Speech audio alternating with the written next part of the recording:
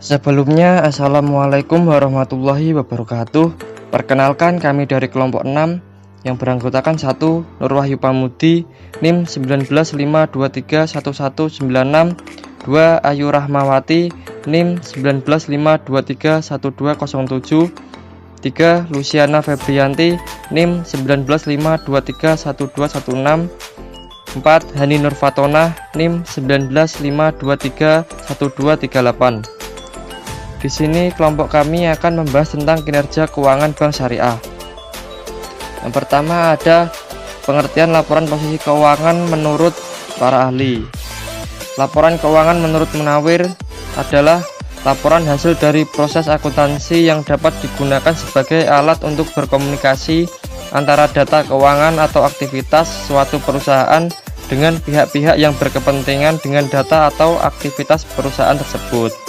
Lalu menurut IAI, laporan keuangan merupakan bagian dari proses pelaporan keuangan. Laporan keuangan yang lengkap biasanya meliputi neraca, laporan laba rugi, laporan posisi keuangan yang disajikan dalam berbagai cara seperti misalnya sebagai laporan arus kas atau laporan arus dana, catatan-catatan dan berbagai integral dari laporan keuangan. Menurut Kasmir, dalam praktiknya laporan keuangan oleh perusahaan tidak dibuat secara serampangan, tetapi harus dibuat dan disusun sesuai dengan aturan atau standar yang berlaku. Hal ini dilakukan agar laporan keuangan mudah dibaca dan dimengerti. Menurut Fahmi, menyatakan laporan keuangan merupakan suatu informasi yang menggambarkan kondisi laporan keuangan suatu perusahaan dan lebih jauh informasi tersebut dapat dijadikan sebagai gambaran kinerja keuangan perusahaan tersebut.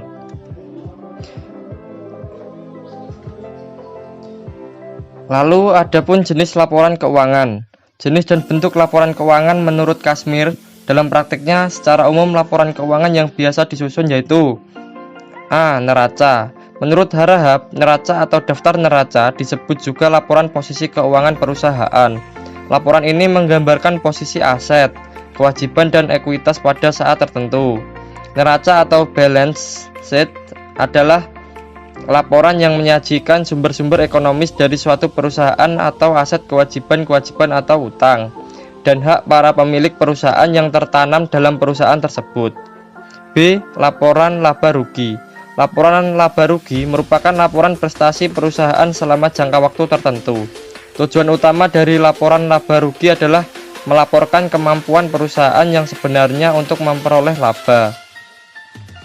C. Laporan arus kas. Laporan arus kas atau laporan perubahan posisi keuangan menyajikan informasi aliran kas masuk atau keluar bersih pada suatu periode. Hasil dari 3 kegiatan pokok perusahaan adalah operasi, investasi, dan pendanaan. Aliran kas diperlukan terutama untuk mengetahui kemampuan perusahaan yang sebenarnya dalam mengetahui kewajiban-kewajibannya. B. Jenis rasio keuangan. Menganalisis laporan keuangan berarti mengevaluasi 3 karakteristik dari perusahaan, yaitu likuiditas, aktivitas, solvabilitas, profitabilitas, yang menjadi faktor penting yang harus diperhatikan oleh penganalisa. Yang pertama, likuiditas menunjukkan kemampuan suatu perusahaan untuk memenuhi kewajiban keuangannya yang harus segera dipenuhi, atau kemampuan perusahaan untuk memenuhi kewajiban pada saat ditagih. Yang kedua, profitabilitas menunjukkan kemampuan perusahaan untuk menghasilkan laba selama periode tertentu. Yang ketiga, solvabilitas menunjukkan kemampuan perusahaan untuk memenuhi kewajiban keuangan apabila perusahaan tersebut dilikuidasikan, baik kewajiban keuangan jangka pendek maupun jangka panjang. Dan yang terakhir, aktivitas menunjukkan kemampuan perusahaan untuk mengukur seberapa efektif hasil guna perusahaan menggunakan sumber dayanya. Secara umum, rasio keuangan dibagi menjadi 4 jenis, antara lain rasio likuiditas, rasio solvabilitas, rasio aktivitas, dan rasio profitabilitas. C. Batas maksimum pemberian kredit atau BMPK. Pengertian BMPK. BMPK merupakan batas maksimum penyediaan dana yang diperkenankan untuk dilakukan oleh bank kepada peminjam atau sekelompok pinjaman tertentu. Penyediaan dana adalah penyediaan fasilitas kredit, surat berharga, penempatan antar bank, penyertaan, dan transaksi rekening administratif. Cakupan dan dasar perhitungan BMPK. Pos-pos yang diperhitungkan dalam menentukan batas maksimum pemberian kredit atau BMPK atau legal lending limit adalah: yang pertama, kredit yang diberikan pelanggaran BMPK dihitungkan berdasarkan bagi debit. Yang kedua, surat berharga. Yang ketiga, penempatan pada bank lain. Yang keempat, penyertaan. Dan yang terakhir, transaksi rekening administratif. Pos-pos pengecualian dalam perhitungan BMPK. Dalam memperhitungkan BMPK suatu bank, ada beberapa pos yang tidak perlu diperhitungkan, yaitu: A. Penyediaan dana yang dikecualikan dari ketentuan BMPK. B. Penyediaan dana dikecualikan dari perhitungan BMPK tanpa batas waktu.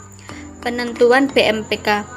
Penentuan BMPK sebenarnya untuk mengatur portofolio kredit perbankan agar tidak terakumulasi pada suatu kelompok atau individual dalam memberikan kredit. Sebab konsentrasi kredit pada kelompok atau individu tertentu akan mengandung resiko sangat besar bagi bank. BI menentukan bahwa pemberian kredit kepada nasabah harus dibedakan antara pihak terkait dengan bank dan pihak lain yang terkait. Pihak terkait dengan bank adalah peminjam dan atau kelompok peminjam yang mempunyai keterkaitan dengan bank. Pelampauan BMPK. Formulasi pelampauan BMPK yaitu penyediaan dana pada tanggal laporan BMK dikali 100% dikurangi BMPK dibagi modal pada tanggal laporan BMPK.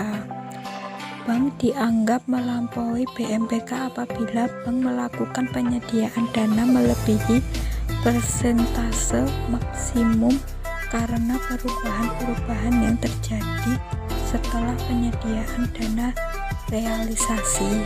5. Pelanggaran BMPK. Pelanggaran BMPK dapat dilihat apabila pada saat bank melakukan realisasi penyediaan dana telah melebihi persentase maksimum. Untuk menentukan ini diperlukan formula, yaitu penyediaan dana pada saat pemberiannya dikali 100% dikurangi BMPK dibagi modal pada saat pemberian penyediaan dana. Untuk itu, bank harus menolak realisasi dana yang dilakukan debiturnya apabila berdasarkan perhitungan dengan formula di atas, bank akan mengakibatkan terjadinya pelanggaran BMPK. 6. Pelaporan akuntansi pelanggaran BMPK. Pelaporan mengenai posisi BMPK harus dilakukan bank komersial kepada bank sentral. Pihak terkait. Pihak tidak terkait laporan tersebut menyangkut pelampauan BMPK maupun pelaporan pelanggaran BMPK secara rinci adalah: 1. Laporan pelanggaran BMPK kepada pihak terkait. 2. Laporan pelanggaran BMPK kepada pihak tidak terkait. 3. Laporan pelampauan BMPK kepada pihak tidak terkait. 4. Laporan penyediaan dana dan pelampauan BMPK kepada pihak terkait. 7. Action plan. Pada pelaksanaannya, bila bank melakukan pelanggaran BMPK atau pelampauan BMPK, maka bank wajib menyusun action plan. Action plan ini memuat upaya-upaya untuk menyelesaikan pelanggaran dan pelampauan BMPK dengan target waktu penyelesaiannya. Target waktu penyelesaian pelanggaran BMPK dalam waktu 1 bulan, sedangkan pelampauan BMPK diselesaikan dalam waktu 9 bulan. Action plan ini wajib mendapatkan persetujuan BI. Setelah memberikan laporan action plan, bank juga wajib memberikan laporan pelaksanaannya. Selanjutnya materi D, yaitu posisi devisa neto atau disingkat PDN. Bank Indonesia dalam rangka pelaksanaan pengaturan perbankan mendasarkan pada prinsip kehati-hatian, yang salah satunya menetapkan ketentuan adanya kewajiban untuk memelihara posisi devisa neto atau PDN. PDN sendiri merupakan rasio perbandingan selisih bersih antara aktiva dan pasiva valuta asing setelah memperhitungkan rekening-rekening administratifnya terhadap modal bank. Dalam peraturan Bank Indonesia, tujuan ditetapkannya PDN secara mikro adalah untuk membatasi suatu resiko karena posisi valuta asing yang dilakukan oleh bank devisa sebagai akibat adanya fluktuasi kurs dengan cara mengelola portofolio valuta asing yang dimilikinya. Sedangkan tujuan secara makro adalah untuk menciptakan suatu kondisi atau iklim perbankan yang sehat sehingga tercipta suatu stabilitas ekonomi nasional yang baik. Jenis-jenis posisi devisa neto atau PDN itu ada 3. Yang pertama, posisi long, yaitu aktiva falas lebih besar daripada pasiva falas. Yang kedua, posisi short, yaitu aktiva falas lebih kecil daripada pasiva falas. Yang ketiga, posisi square atau seimbang, yaitu aktiva falas sama dengan pasiva falas. Cara perhitungan posisi devisa neto atau PDN, yaitu PDN dapat didefinisikan sebagai rasio yang menggambarkan tentang perbandingan antara selisih aktiva falas atau AV dan pasiva falas atau PV ditambah dengan selisih bersih off balance sheet atau SBOBS dibagi dengan modal. Nah, selain itu dapat pula diartikan sebagai angka yang merupakan penjumlahan dari nilai absolut untuk jumlah dari selisih bersih aktiva dan pasiva dalam neraca untuk setiap valuta asing, ditambah dengan selisih bersih tagihan dan kewajiban baik yang merupakan komitmen maupun kontingensi dalam rekening administratif untuk setiap falas yang semuanya dinyatakan dalam rupiah. Rumus yang digunakan untuk menghitung rasio ini adalah PDN sama dengan AV dikurangi PV ditambah SBOBS dibagi modal dikali 100%. Demikian presentasi dari kelompok 6 mengenai kinerja keuangan bank syariah. Kurang lebihnya mohon maaf. Semoga bermanfaat. Wassalamualaikum warahmatullahi wabarakatuh.